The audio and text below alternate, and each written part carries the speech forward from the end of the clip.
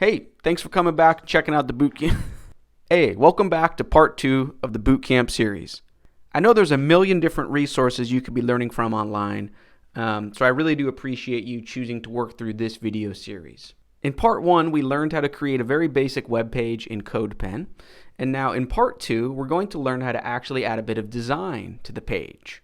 So we're going to learn about something called CSS, which lets us control the color, the size, the shape, the positioning of the content on our page.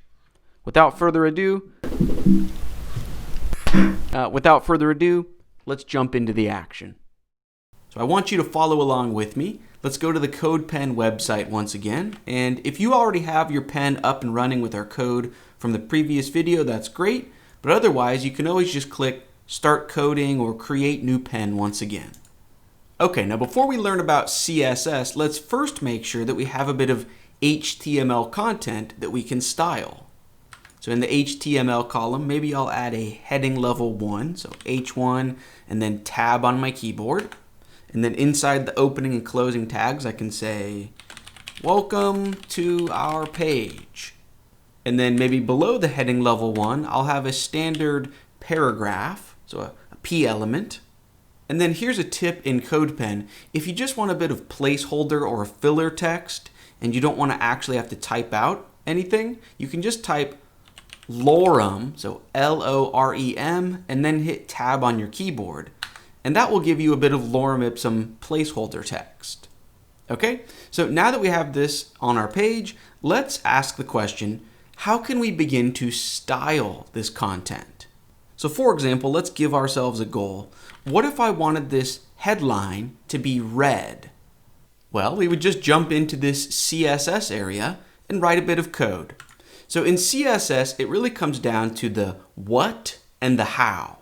So the first question is, what on the page do you want to begin styling? So I would just say the heading level 1 is what I want to style. That's the what. And then curly brackets. If you've never seen these characters before, you just hold down the Shift key on your keyboard, and then it's the key to the right of the P key. So opening curly bracket and closing curly bracket. Inside those two brackets, you can drop down, and now we can begin to spell out how we want to style that element. So we can just say color, colon, red, semicolon. Cool, and there we see it. Next up, what if we wanted this headline to use an even larger font size? Well, after the semicolon after red, we can just drop down, still within the overall curly brackets, and just say font dash size colon, and let's say 3 rem semicolon. Cool, you can see that just took effect. Now before we take a break and analyze this code to make sure that it's making sense, let's go ahead and style our paragraph a bit first. So let's imagine I want the paragraph to be purple. So in the CSS area, below the curly bracket, so below this entire chunk of code, I can just say P, right? That's the thing that I want to select or begin styling. Space, then pair of curly brackets. Inside there, I can just say color, colon, purple, semicolon. Cool, and there we see it. The text is now purple. Now at this point, I do want to really analyze this code and give you some of the vocabulary so you can begin to understand what's going on. So we have these two overall chunks, right? The first one is for our headline, and this second one here is for our paragraph. Now the technical name for each one of these is a rule, a CSS rule. Now a rule is really just broken up into two parts, and this is what I meant when I said the what and the how. So the first part is the selector. As the name implies, you're selecting which content on the page you want to style. Okay, and then inside the curly brackets, that's the how. That's how you want to style it. Now in this particular case with the heading, we have two declarations. That's the technical name for each one of these pairs. So each declaration is made up of a property and a value. Right? So a property of color, colon, and then we're giving it a value of red. A property of font size, colon, and then we're giving it a value of 3 rem. Now just a bit of a tangent here, there are many different units of measurement in CSS. So I chose rem, but instead we could change this to a value of 40px or 50px. Px stands for pixels. For the time being, I am going to set this back to 3 rem because I don't want to jump down the rabbit hole of units of measurement in CSS. We can talk about that later, or you can look it up on your own independent research. Anyways, the idea is that inside the curly brackets, you can have as many different declarations as you want. Okay, now before we move on and learn how to do something more interesting than just change the font color or the font size, I do want to show you a more specific way to select elements on the page. Because for example, what if in our HTML we had more than one paragraph?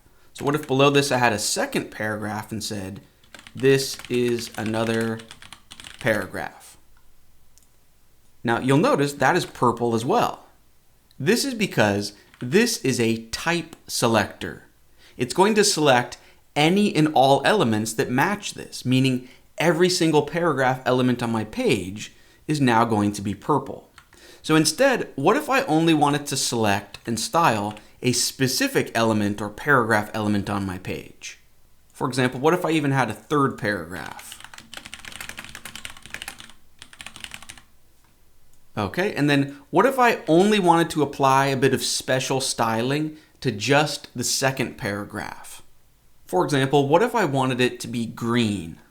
Well, I would just find that paragraph in the HTML, and on the opening tag, I would give it an attribute of class equals a pair of quotes, and then I could make up any name I want. So I could call it special or pizza or unicorn.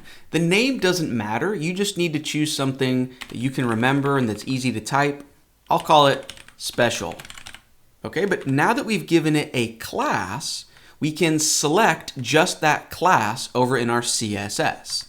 So below this rule, let's add a new rule.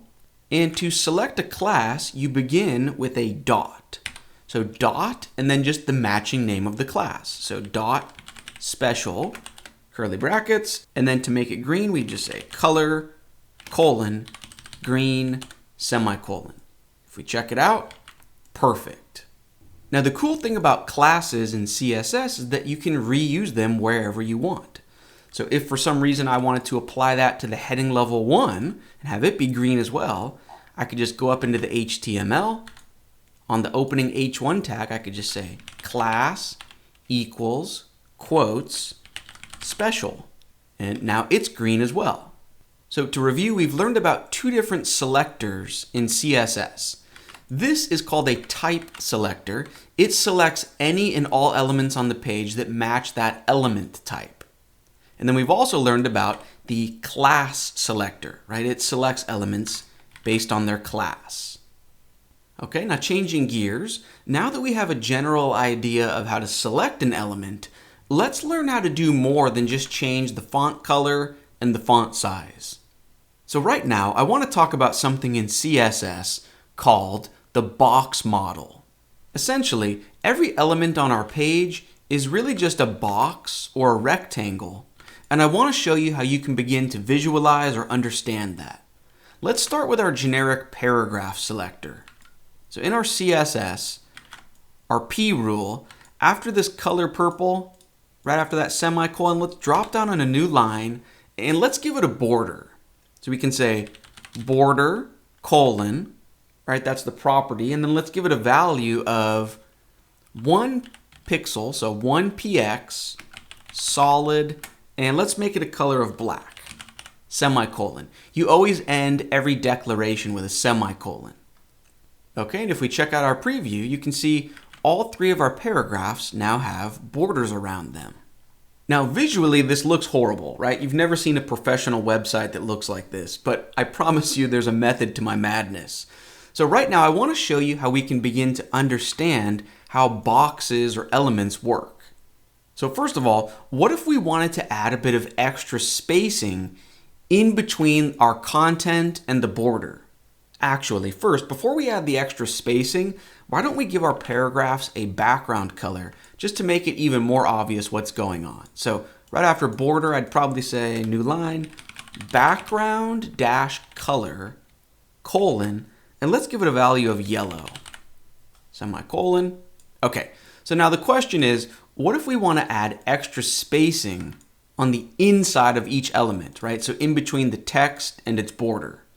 Well, that's what padding is. So we can just say padding, that's the property name, colon, and let's give it a value of 20px, semicolon, and you can see that there are now 20 pixels of spacing.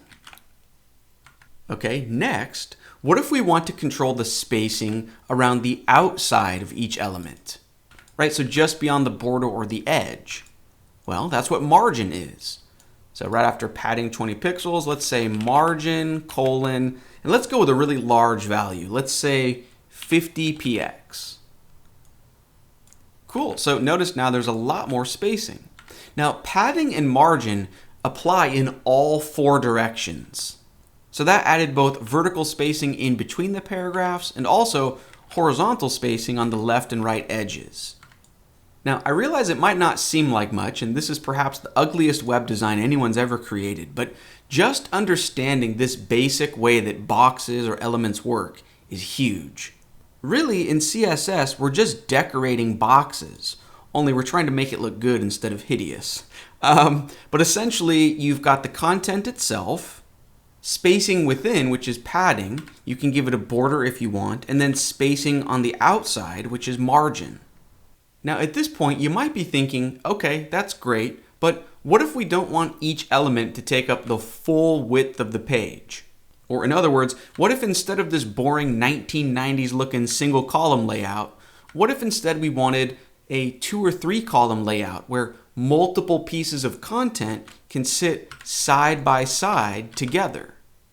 Well, that's exactly what we're going to learn how to set up in our next video. But first, before we bring this video to a close, I do want to talk about colors for just a moment. So throughout this video, when I set the color property, I literally just typed in a value like red or green or yellow. But obviously that's very limiting, right? There's only so many different words for colors.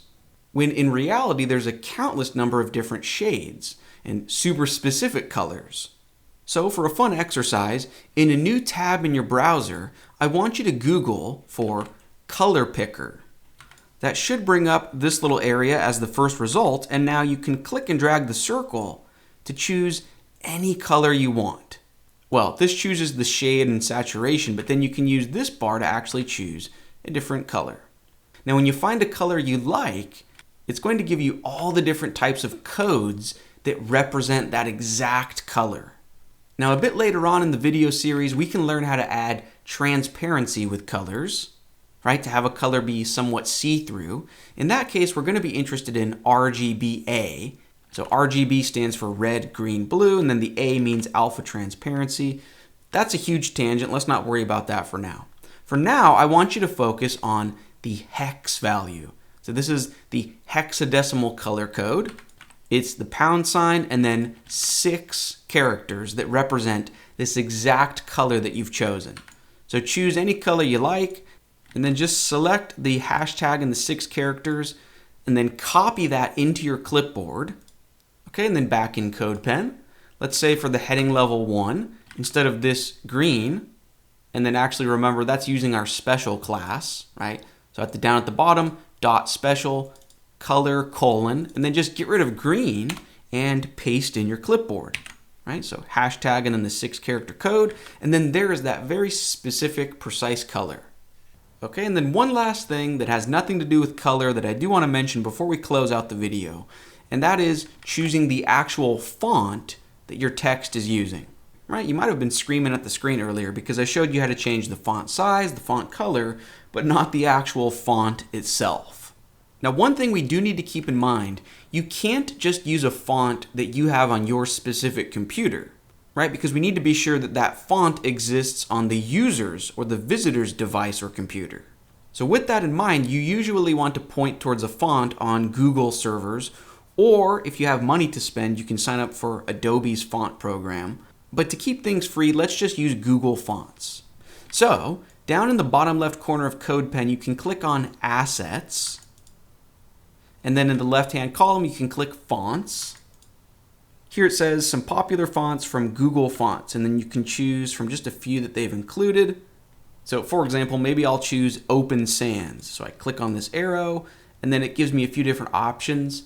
I'm going to choose the Copy Link option. Okay, that copied it to my clipboard. I can close out of this screen.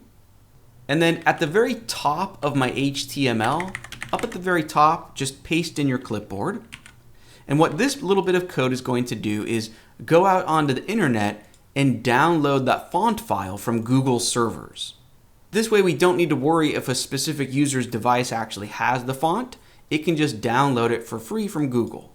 Okay, now if I actually wanted to use that font, for example, maybe on my heading level 1, in my rule I can just say font-family : quotes, and then it was open space sans.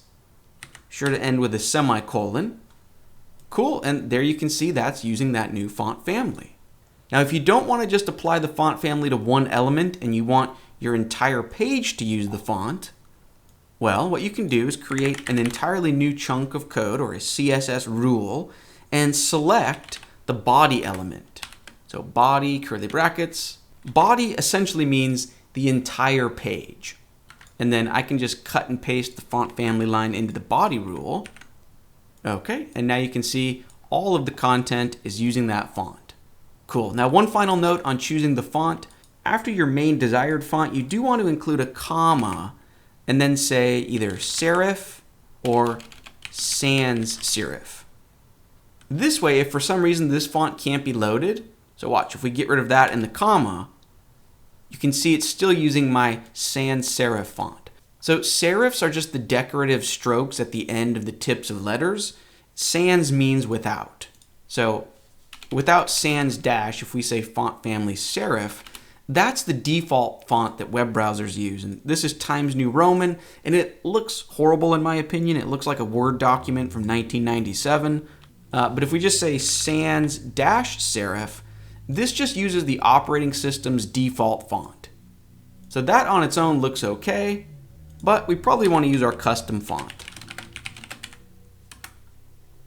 Okay, and finally, if you don't want to be limited to just those few fonts that CodePen offered us, in a new tab, if you Google for Google Fonts, should be the first result. It's just fonts.google.com. As of this recording, they have 999 freely available fonts that you can use. So you can have a look around. When you find one you like, just click on it. It'll show you the different font weights and styles it's available in, right? So regular, bold, italic, not italic. So you can click select this style. You'll probably want to click on regular and bold and italic. It's going to create a little collection on the right-hand side, and then just click this embed button. And then it's going to give you this little bit of code that you need to drop into your HTML. So just select that, copy it into your clipboard, back in CodePen. Up at the top of your HTML, we can replace that old font, just paste in our new one. And then in your CSS, just change the name you're referencing. So that new random font that I just chose is named Sigmar space 1. Okay, and then really quick, I should let you know about bold and italic. So let me actually get rid of this custom font because it's not going to be too clear if it's bold or italic. Okay, but let's take this first paragraph for example. So if I wanted the words ipsum and dolor to be bold, well, in my HTML, I can just wrap them within a strong tag. So opening strong tag, and then after those two words, closing strong tag. Cool, so now just those two words are bold. Okay, and then what if I wanted the next word to be italic? Well, just find that word in your HTML and you wrap it in an EM tag. Cool, and there we can see it's italic. So you can control bold and italic through HTML like that. And this is the right choice if there is semantic meaning behind why you want to highlight or emphasize those bits of text. However, if you just want to change the styling of the font for a stylistic or design reason and not for any semantic importance, well, then you can do it with CSS. So for example, let's take our headline. By default, headlines are bold, but if I didn't want this to be bold, in my rule for the H1, I could just say font-weight, give it a value of normal. So you can see now it's not bold. And then if I wanted it to be italic, I could say font-style:" Cool. I just wanted you to be aware of bold and italic because when you're choosing your custom Google fonts, so for example, off camera, I just chose this Google font named Roboto. Well, you're going to want to select its standard font, which is usually a weight of 400. So you click select this style. And then you're also going to want to include the italic version and then the bold. So bold is usually a weight of 700. So I would select that as well, and probably also bold italic in case you wanted a combo. So now with all of those selected, that's what you can embed, and that's going to download the individual fonts for bold and italic and regular. Without that, the web browser is only going to have that one regular font to work with, so it's not going to look great when you make it bold or italic. You do want to have the dedicated fonts for the different weights and styles. At this point, let's get back to what we're going to learn about in our next video. So remember earlier in the lesson when I said we don't just want a single column 1990s looking website where every element takes up the full available width of the page, right? Instead, we probably want a 2 or 3 column layout where multiple pieces of content can sit side by side together on a single row. Well, learning how to set up different types of page layouts like that is going to be our focus in the next video. Also, in this video, we didn't worry about making the page look good, right? In the lesson we just finished, my web page looked like a 1993 MS Paint document. In the next video, we can actually spend the time to make things look nice. The idea is in this video, I just wanted you to be able to focus on the syntax, right? The curly brackets, the semicolons, the colons, the code itself. I didn't want us to have to worry about making things actually look nice. But moving forward, now that you're a little bit familiar with CSS, we can actually try to become a legitimate web designer. Anyways, I'm excited to jump into the next video with you and learn about CSS page layout. If you're enjoying this video series so far, I'd really appreciate it if you shared the link with your friends and family. Take care, and I'll see you in the next one.